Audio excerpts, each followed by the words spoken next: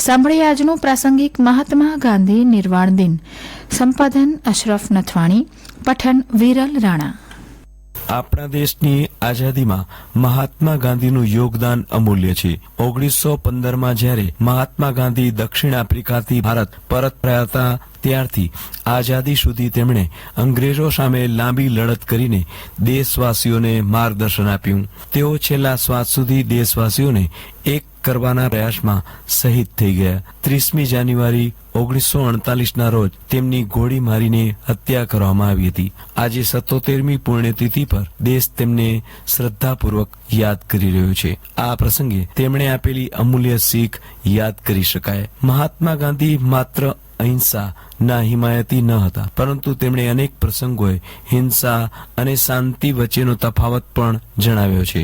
તેમણે હિંસાના ઘણા પ્રકારો વિશે પણ લોકોને પરિચિત કરાવ્યા. તેઓ હંમેશા કહેતા હતા કે આપણા માટેનું હિંસાનું માનસિક સ્વરૂપ સમજવું વધારે જરૂરી છે. તેઓ અહિંસાને પ્રેમનો પર્યાય માનતા હતા. તેઓ માનતા હતા કે સાહસ, લગન, પ્રેમ, નિર્ભયતા, હૃદયની પવિત્રતા એ અહિંસાના અવિભાજ્ય અંગો છે. ગાંધીજીના ઘણા સિદ્ધાંતો ઉક્તિ તરીકે પ્રખ્યાત હતા. આમાંથી એક હતું, પાપીને નહીં, પાપને ધૃણા કરો.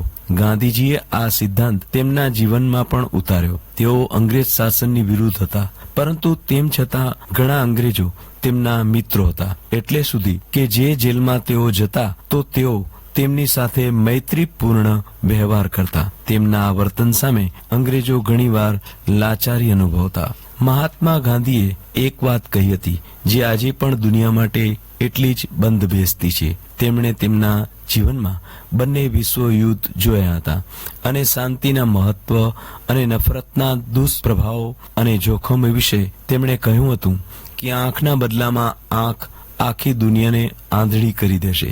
બંને વિશ્વયુદ્ધની ભયાનકતાએ તેમની વાત સાચી સાબિત કરી હતી. આજે જ્યારે વિશ્વ યુક્રેન સંકટના કારણે યુદ્ધના આરે ઉભું છે, ત્યારે બાપુની આ વાત વારંવાર યાદ આવે છે. ગાંધીજીના સ્વચ્છતા અંગેના વિચારો ખૂબ ઊંચા હતા. તેઓ માનતા હતા કે સ્વચ્છતા આપણી અંગત જવાબદારી છે. તેઓ જ્યાં પણ જતા સફાઈ માટે પહેલા પોતે ઝાડુ ઉપાડતા, પછી બીજાને સફાઈ કરવાનું કહેતા. તેમનું કહેવું હતું કે સ્વચ્છતા આપણા આચરણમાં એ રીતે ઉતારવી જોઈએ કે તે આપણી આદત બની જાય. મહાત્મા ગાંધીનું જીવન દ્રઢતાની મિસાલ છે.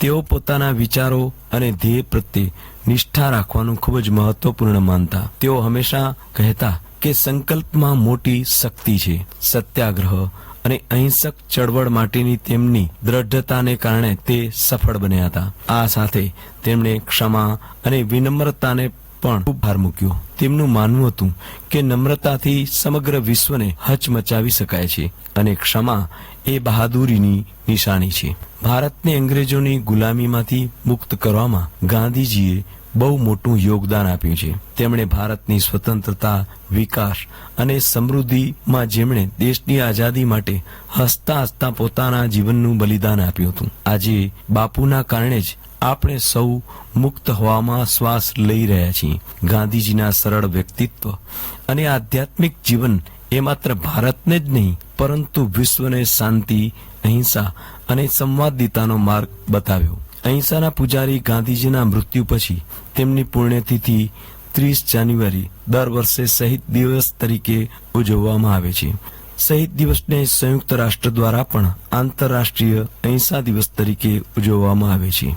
આજે શહીદ દિવસના અવસરે રાષ્ટ્રપતિ, ઉપરાષ્ટ્રપતિ, પ્રધાનમંત્રી, સંરક્ષણ મંત્રી અને ત્રણેય સેનાના વડાઓ રાજઘાટ ખાતેની સમાધિ પર મહાત્મા ગાંધીને શ્રદ્ધાંજલિ આપશે. આ ઉપરાંત દેશના તમામ શહીદોની યાદમાં 2 મિનિટનું મૌન પણ પાળવામાં આવે છે. શાળાઓ, કોલેજો અને અન્ય સંસ્થાઓમાં મહાત્મા ગાંધીને લગતા કાર્યક્રમો અને ભાષણોનું આયોજન કરવામાં આવે છે. બાપુ આજે ભલે આપણી વચ્ચે નથી, પરંતુ તેમના વિચારો આજે પણ આપણા જનમાનસમાં ક્યાંક ને ક્યાંક જીવંત છે. ગાંધીજીનો સ્વચ્છતાનો મંત્ર આજે દરેકને પ્રેરણા આપી રહ્યો છે. ભારત તેમના બલિદાનને હંમેશા યાદ રાખશે.